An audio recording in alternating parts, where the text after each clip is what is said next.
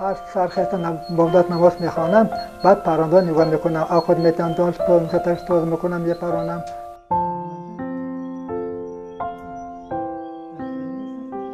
برای که من سم میزنم تو پرنده بود مشهور، من با هیچ رسا نتاد اربعین مثل پیچه گفتم، من با آدم نیست.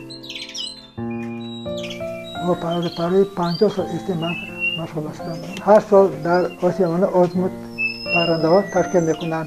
من هر سال به تاشکند میرفتم، 3 مرتبه با چمپیون شدم، یکم جایزه گرفتم، چمپیون سرین ارزی.